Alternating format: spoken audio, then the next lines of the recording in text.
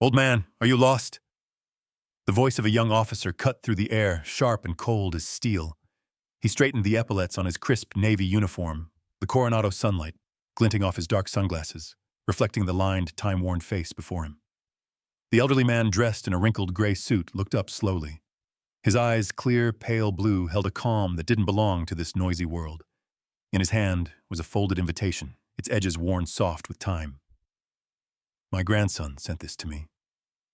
Section A, Row 3, he said quietly. The young officer let out a short laugh, smug, hollow, and practiced.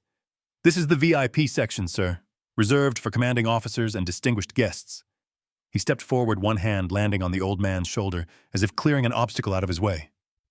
The air went still. Only the faint crash of distant waves and the rhythmic steps of sailors on parade remained, before even those sounds dissolved into a silence thick as tar.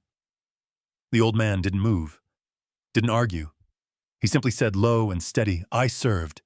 And in that instant, the roar of a command vehicle's engine echoed from afar, tearing through the heavy quiet like a blade. Someone was coming, and the ceremony was about to change forever. If you believe that true courage is not found in the sound of gunfire, but in the silence of those who have already walked through war, subscribe and help us preserve the memory, the dignity, and the quiet honor of our nation's silent heroes. No one spoke. No one dared to move. Only the wind from Coronado Bay drifted through, carrying the salt of the sea, slipping between the rows of white chairs. The blue Navy flags fluttered gently, their movement whispering like a quiet breath. In the middle of it all, the old veteran stood firm, his hands clasped loosely in front of him, his gaze steady and unflinching. He seemed to belong to the wind, to the light, to a time long gone but never truly lost. Lieutenant Commander Davies stood nearby, chin lifted, trying to look composed. Yet the sunlight reflected off his sunglasses, illuminating the face of Samuel, a face so calm it made the world around him pause. In those pale blue eyes, there was no anger, no contempt, only a depth and stillness that could unsettle a man. It was the look of someone who had seen war and carried its silence ever since. The wind grew stronger, carrying with it the sound of snapping flags and the distant rhythm of marching boots. Davies shifted, tightening the strap of his cap, his eyes darting away. The old man didn't move. His faded gray suit rippled with each gust like the slow breath of memory coming alive. A few rows back, Petty Officer Miller stood frozen. He was much younger than Davies, barely 5 years into his service, but what he saw before him made his chest tighten.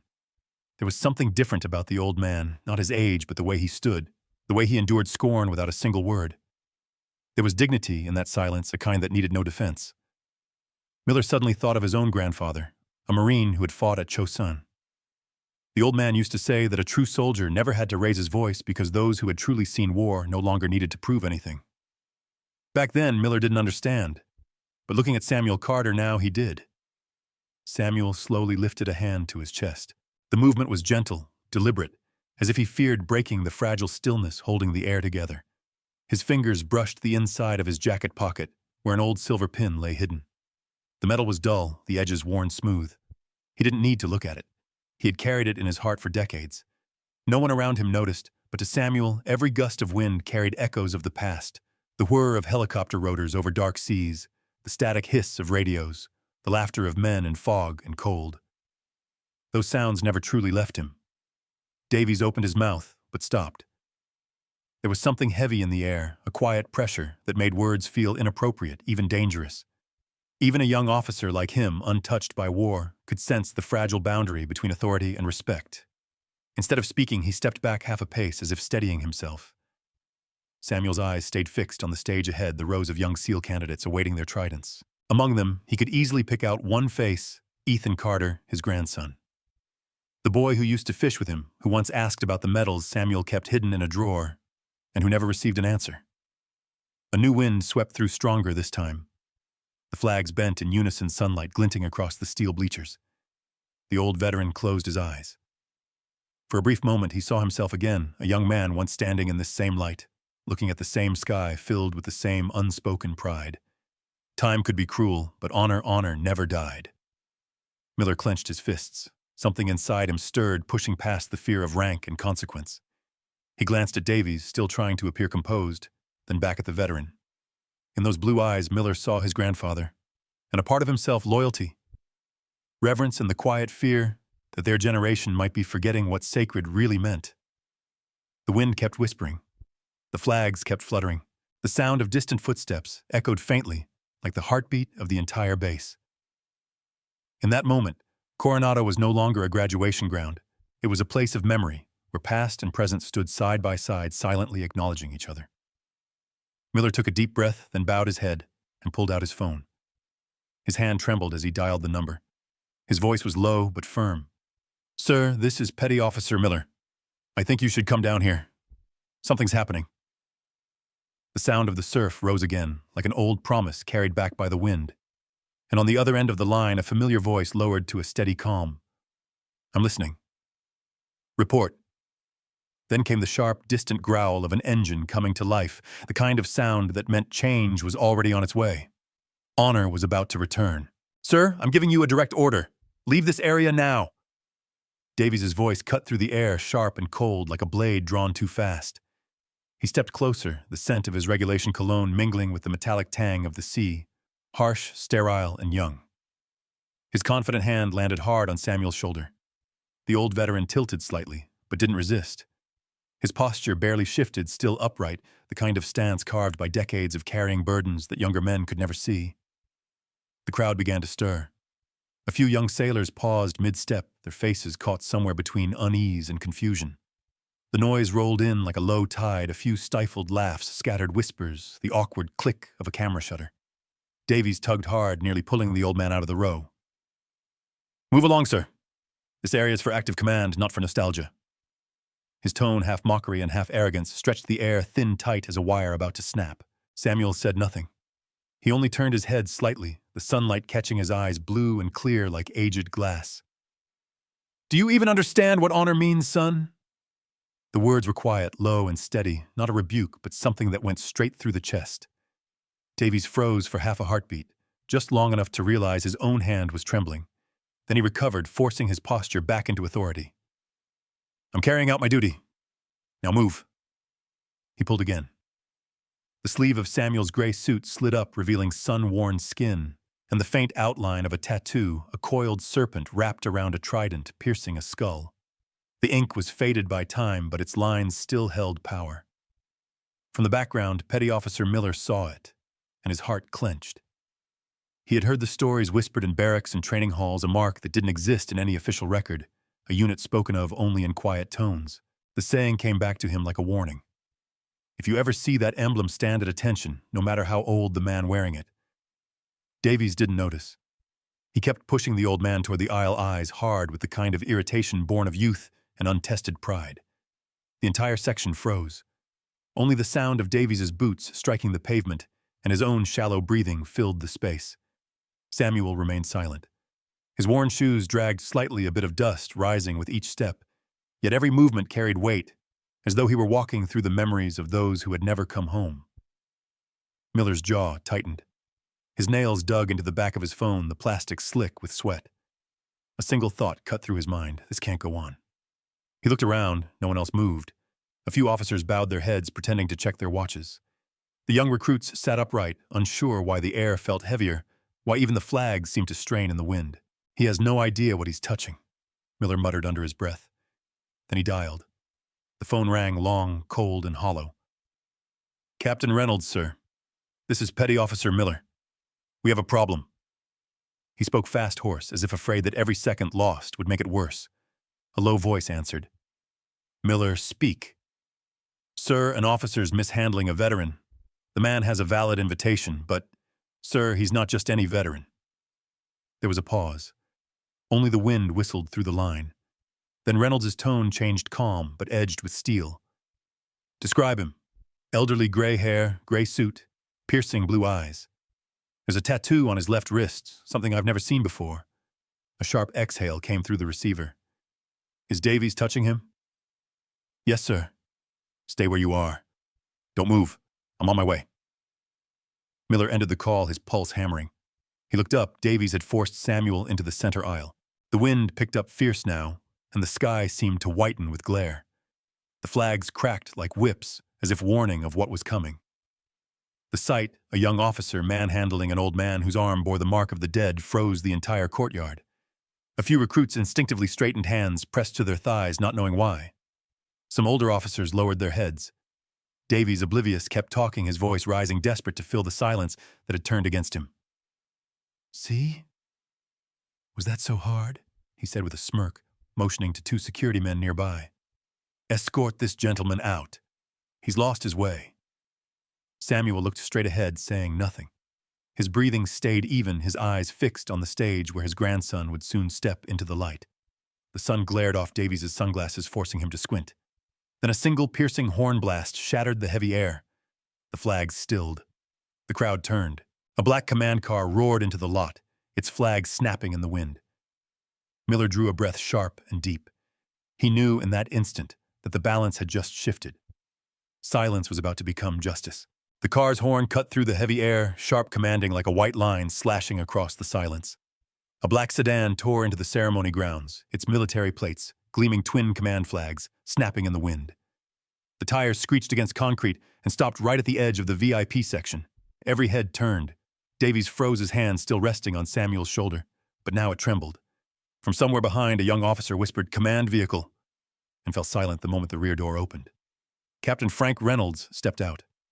His Navy service dress blue uniform caught the sunlight, the long row of ribbons on his chest precise as a code of honor. His hair was short and silver, his face cut from the years, and his eyes deep, steady, and heavy with the kind of silence only a battlefield could teach. The sound of his leather shoes against concrete came slow, rhythmic echoing with each step, each one landing like a heartbeat across the crowd. No one was told to stand, but every man and woman did. Conversation vanished. The weight of respect, not command, filled the air. Davies straightened, breathing quick, and snapped into a salute, crisp, formal, but his hand shook. "Captain Reynolds, sir!" He barked, his voice cracking mid-sentence. Reynolds didn't respond. He didn't even glance his way. He walked past without hesitation. Eyes fixed on one man alone, Samuel Carter. The old veteran stood unmoved, his dusty shoes planted firm, his gray suit fluttering softly in the wind.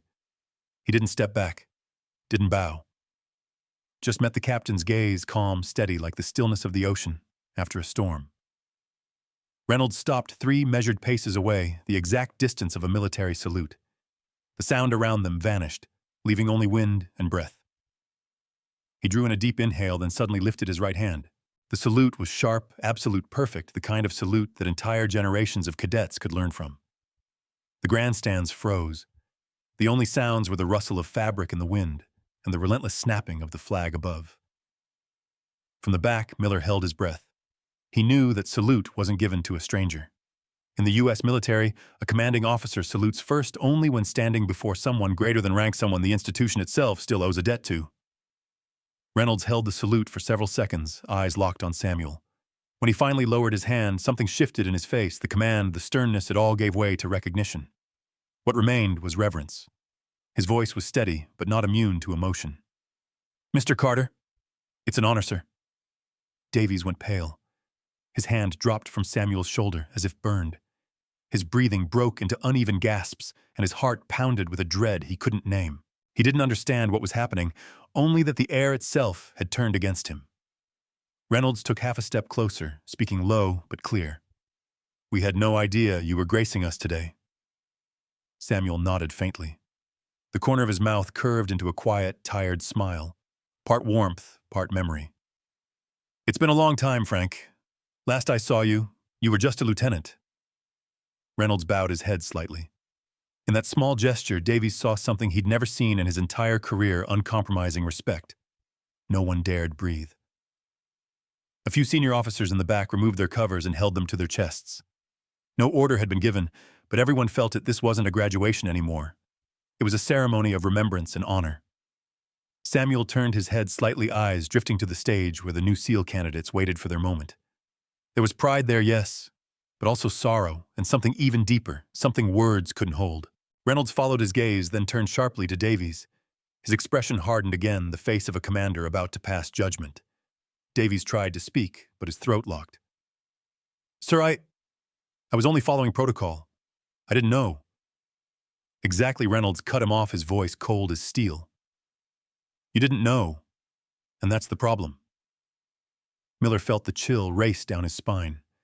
He knew this was no longer about one man's mistake, this was a reckoning for an entire generation, a reminder of what the uniform truly stood for. Reynolds shifted aside, resting a hand gently on Samuel's sleeve. As he adjusted it, the fabric slid lower, revealing the tattoo completely, a serpent coiled around a trident piercing through a skull. A faint ripple of sound swept through the crowd, not voices, but the quiet murmur of realization. Reynolds froze his eyes, widening, his breath catching. "My God," he whispered almost to himself. His gaze lingered on the tattoo, then rose to meet Samuel's calm, unblinking eyes. The silence that followed was no longer born of respect, it was awe. Among the crowd, officers exchanged glances, some pale, some trembling. The older ones recognized the mark immediately. They had heard the stories of the Reapers, a unit whispered about in shadows, men who did the impossible, who disappeared when their work was done. And in that single moment, they all understood they weren't standing before a mere veteran, but before the legend who helped shape the very soul of their brotherhood. As Reynolds drew a deep breath, about to speak the truth that would finally name the ghost before them, everyone knew this was no longer a graduation. It was a pledge to the past. Reynolds straightened his posture, his eyes burning with purpose beneath the bright sea salt wind of noon. His voice rose, each word deliberate, steady, and full of reverence. "Mr. Carter." "It's an honor, sir." Davies stood, frozen, color drained from his face. He was no longer the self-assured Navy officer of moments ago, but a young man suddenly small within the very world he thought he ruled. Reynolds bowed his head slightly and reached forward carefully, adjusting Samuel's sleeve. The fabric slipped down, revealing an old tattoo, a serpent coiled around a trident that pierced a skull. Sunlight glimmered across the wrinkled skin, flashing like steel beneath water. A breath escaped Reynolds. "My God. It's real. The Reapers." His voice cracked, not just from shock, but from awe. A ripple of silence swept through the stands. The VIP rows went still, every breath held tight. Young officers who had never heard the name felt their hearts race, sensing something sacred they could not yet understand. Those who had served long enough, the ones who knew of legends erased from the archives, simply stood motionless, their eyes filling with respect. Reynolds turned toward the crowd. The sounds of wind of flags, of restless uniforms seemed to fade away behind him. His voice deepened, carrying across the Coronado airfield. "Ladies and gentlemen, you are standing before one of the men who wrote the book these SEALs study from." Not a word followed, not a movement. Hundreds of eyes locked on Samuel Carter, the old man in the wrinkled gray suit, once mistaken for someone out of place. Now he stood at the center, not because he sought attention, but because honor had found its rightful owner. Reynolds turned back, his tone softer, but weighted with emotion. Before there were SEALs as you know them, before Dev grew, there were men like him. Men who fought in the shadows so the rest of us could stand in the light. A few officers bowed their heads. The young SEAL candidates in the front rows, straightened eyes blazing. Davies, the man who had called him lost, could only stare. The tattoo on Samuel's arm was now a verdict written across his conscience, not delivered by anyone else but by his own soul. Reynolds' voice lowered, each word falling like a stone into still water. This man perfected halo jumps when pilots still called it suicide. He entered enemy camps alone, completed missions that even our records refuse to mention. His call sign was Ghost, not a nickname but a warning. Samuel's face remained calm, no pride, no defiance.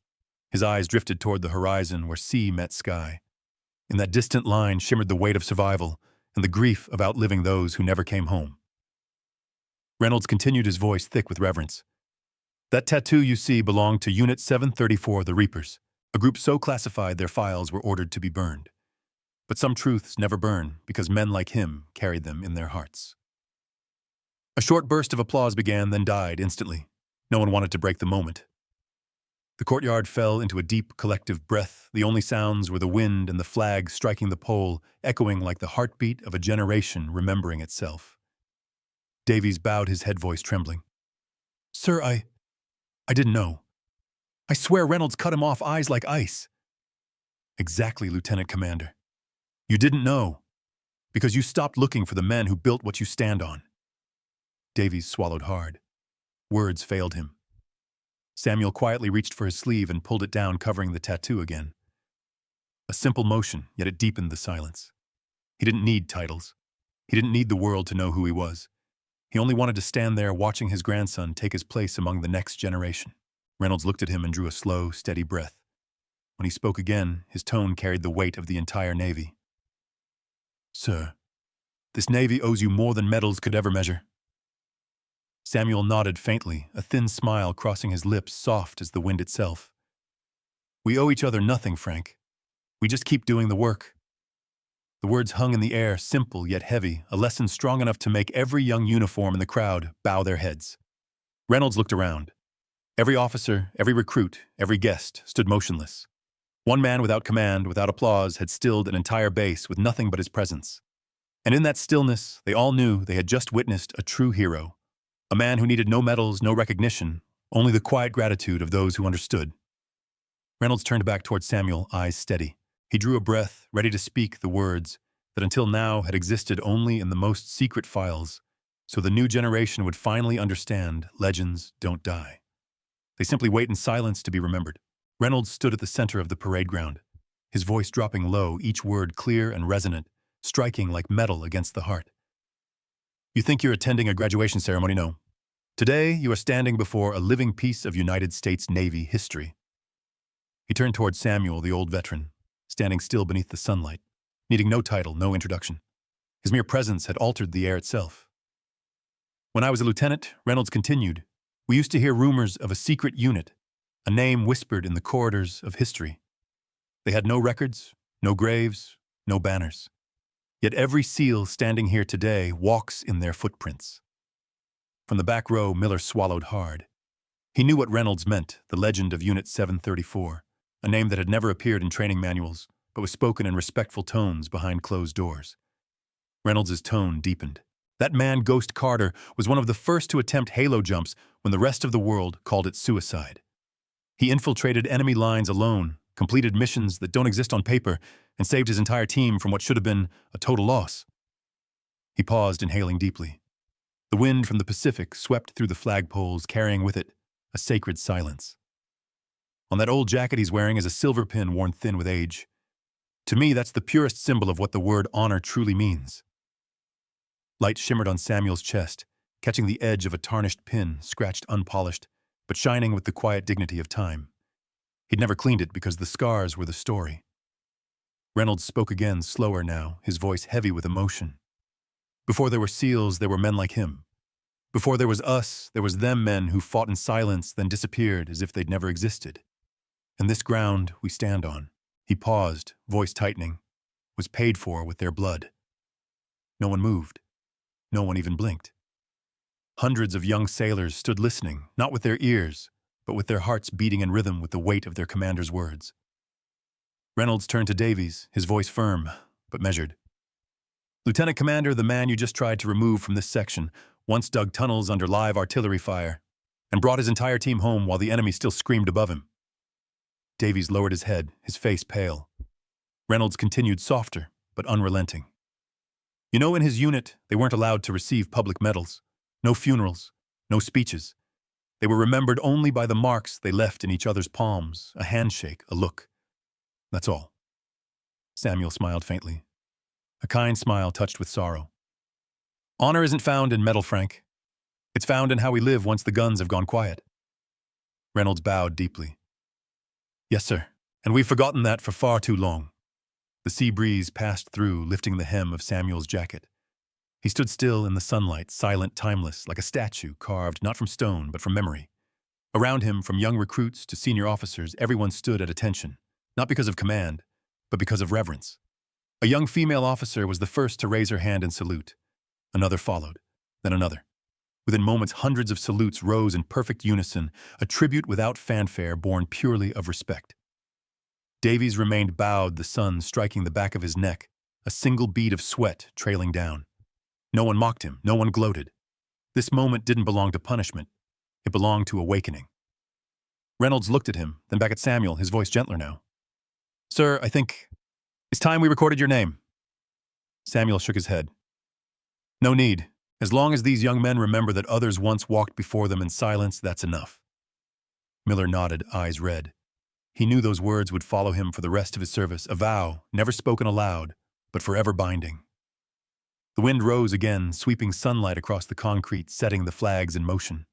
One generation bowed to another, and in every gaze that found the old man standing there, They no longer saw a legend told in whispers. They saw the living proof of what honor truly means. Reynolds lowered his hand and looked once more at Samuel. The anger that had once filled his voice was gone, replaced only by gratitude, deep and wordless. And then something no one expected happened. The old veteran finally spoke, not to accept their praise, but to give them a lesson greater than victory itself. The moment was still as the sea after a storm. The Coronado wind slowed as if hesitant to disturb what had just become sacred. Davies stood motionless, his hands hanging limp at his sides, his eyes empty like a man who had just dropped his own identity amid the crowd. Reynolds was about to speak again when Samuel raised his hand, a slow, deliberate motion that froze every breath around him. He took one step forward toward the commander. The light fell across his face, tracing every line and wrinkle, each one a story carved by time, loss, and duty. Samuel placed his hand on Reynolds' shoulder, gentle but steady. His voice came low and rough, yet it carried warmth like the deep roll of waves beneath the surface. "Frank, you know this. The boy is young, full of pride and fire. Don't snuff it out. Just teach him where to aim it." Reynolds stopped. His throat tightened. It wasn't rank or fear that silenced him, it was recognition. He realized what a lifetime of command had taught him too late, that true strength isn't found in authority, but in the mercy of those who have lost more than victory could ever repay. The courtyard was silent. No one spoke. No one moved. The only sounds were the soft tapping of the flag against the pole and the gentler tone of sunlight settling across two men, one standing at the height of command, the other having already passed beyond the need for it. Reynolds nodded slowly, his voice caught with emotion. "As you wish, sir." He turned toward Davies, walking with quiet steps, the sound of his boots echoing faintly on the concrete. When he stopped before the young officer, his expression no longer burned with anger, only deep, unspoken disappointment. "Lieutenant Commander Davies," he said, each word deliberate, "you've been given a mercy you do not deserve. Learn what this uniform truly means." Davies stood rigid, his eyes red. He tried to speak, but his throat betrayed him. His pride had cracked, and in its place something larger, heavier had taken root. "Yes, sir," he whispered, the words trembling but honest. Samuel's gaze softened as he looked at the young man, no trace of contempt, no triumph. It was the gaze of a father who had seen too much war, who had lost comrades, and had learned to forgive even those who once stood against him. "You'll be fine, son," he said quietly, more as a truth than a comfort. "Just remember, courage isn't the absence of fear. It's knowing what's worth fearing." Davies bowed his head. His shoulders shook slightly. For the first time in his career, he didn't feel like an officer. He felt like a soldier learning his very first lesson, humility. Reynolds drew a breath and spoke softly. "You'll be reassigned to the Naval Archives. 1 year. You'll read every file, every name, the men you owe your respect to. Learn from them. Then come back when you understand." No one laughed.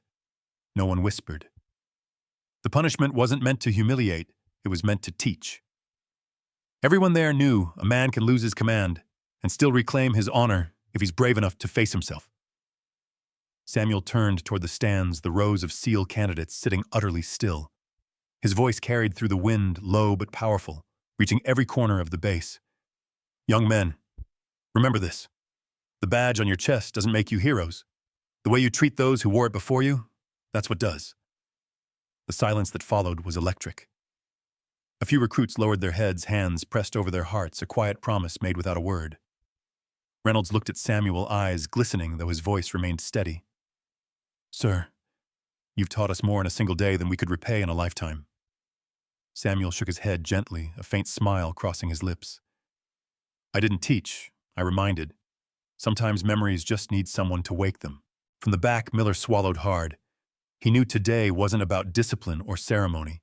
It was about humanity, about the weight of silence and the courage to listen to it. The sunlight dropped lower, the sky melting into gold and amber. The breeze rolled through the bleachers, catching the corner of Samuel's gray jacket and lifting it just enough to reveal the hands that once carried history itself, now at peace. Reynolds raised his hand in salute this time, not as a superior, but as a man giving thanks.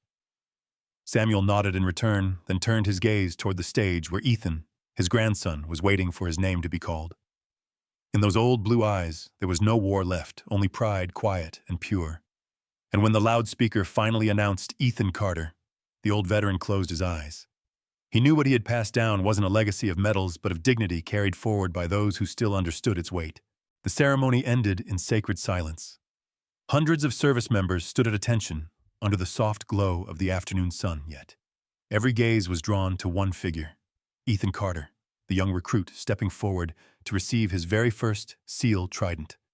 The golden insignia was pinned to his chest, catching the light a single sharp glint among the sea breeze. When he lifted his head, he saw his grandfather in the front row. The old man, silver-haired and dressed in a worn gray suit, stood quietly.